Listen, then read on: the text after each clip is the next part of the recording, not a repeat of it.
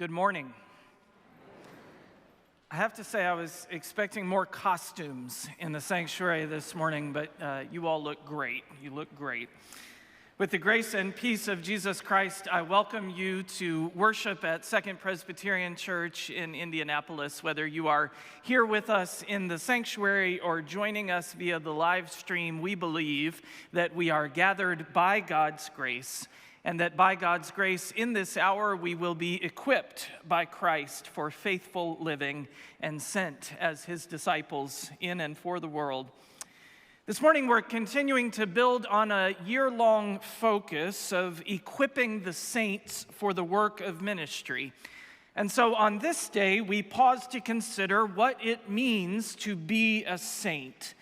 It's the day in the church year set aside for reflecting on the witness of God's saints and on our call to be among them. If you want some opportunities to further develop your sainthood, this afternoon at 1 o'clock in the multi-purpose room, we invite you, people of all ages, to help us assemble disaster relief kits that will bless our neighbors near and far. And next Sunday, our deacons will be hosting their blood drive, also a way to help neighbors near and far, and you can find details for that on our website at secondchurch.org. In all that we do, it is your gifts that enable the missions and outreach of our church.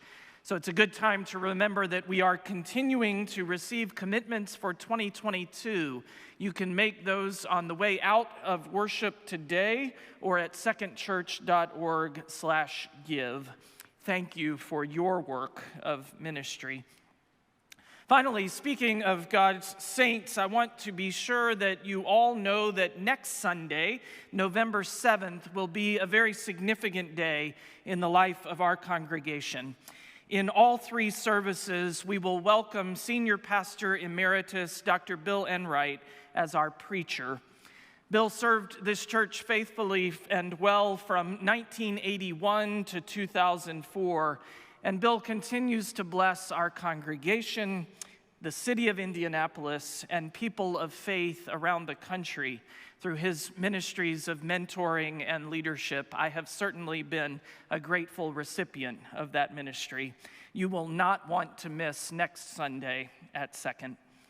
And so as Christ's equipped and sent people, let us turn our hearts to the presence of God. Let us worship.